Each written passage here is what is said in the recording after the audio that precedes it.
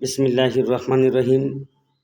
এমপিওভুক্ত বেসরকারি শিক্ষা প্রতিষ্ঠান, স্কুল, কলেজ, মাদ্রাসা এবং কারিগরি শিক্ষা প্রতিষ্ঠানের কর্মরত সকল শিক্ষক কর্মচারীদের জন্য 10% উৎসব ভাতা বৃদ্ধির ইতিমধ্যে শিক্ষা মন্ত্রণালয়ের দায়িত্বপ্রাপ্ত শিক্ষামন্ত্রী ঘোষণা দিয়েছিলেন যে ন্যূনতম পক্ষ হলেও ঈদুল ফিতরের পূর্বে শিক্ষকদের উৎসব ভাতা বৃদ্ধি করা হবে। সে লক্ষ্যে ইতিপূর্বে শিক্ষামন্ত্রী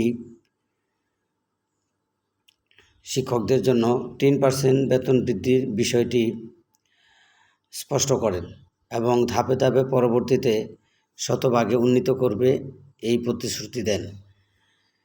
এরই ফলশ্রুতিতে উক্ত 3% উৎসব ভাতা কবে নাগাদ পাওয়া যাবে সে বিষয়টি এখন আমি আপনাদের মধ্যে ভিডিও টিউটোরিয়ালটির মাধ্যমে প্রকাশ করছি।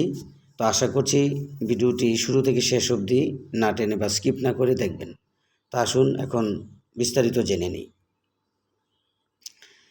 বেসরকারি এমপিভুক্ত শিক্ষক কর্মচারীদের উৎসব ভাতা 10% বৃদ্ধির প্রস্তাব অর্থ মন্ত্রণালয়ে পাঠানো হয়েছে বলে জানিয়েছেন শিক্ষামন্ত্রী ডক্টর আ.ম. এহসানুল হক মিলন।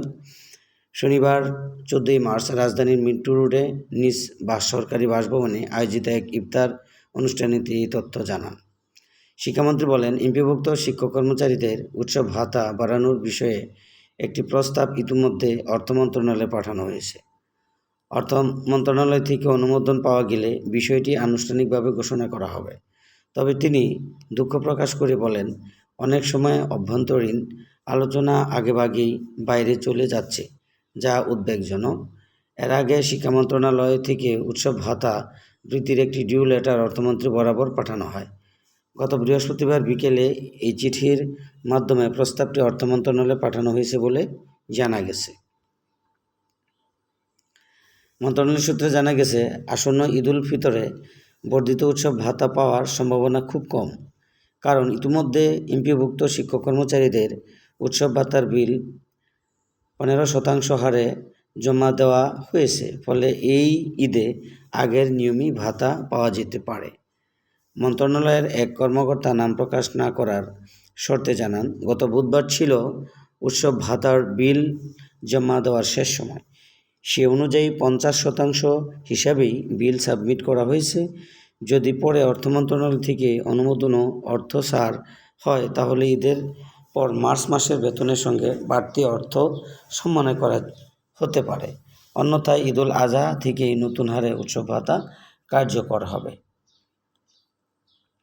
বর্তমানে এমপিভুক্ত শিক্ষক কর্মচারীরা মূল বেতনের 50% হারে উৎসব ভাতা পাচ্ছেন।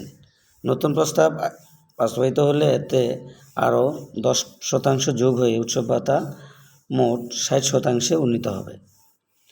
এই উদ্যোগটি নেওয়া হয়েছে দীর্ঘদিন ধরে শিক্ষক কর্মচারীদের পক্ষ থেকে উৎসব ভাতা বৃদ্ধির দাবির প্রেক্ষিতে। তো এই ছিল আজকের গুরুত্বপূর্ণ সর্বশেষ শিক্ষার আপডেট নিউজটি। তো আশা করছি ভিডিওটি আপনাদের অনেক কার্যকর এবং আপনারা উপকৃত হয়েছেন তথ্যগুলি জেনে। তো অবশ্যই এ জাতীয় ভিডিও পেতে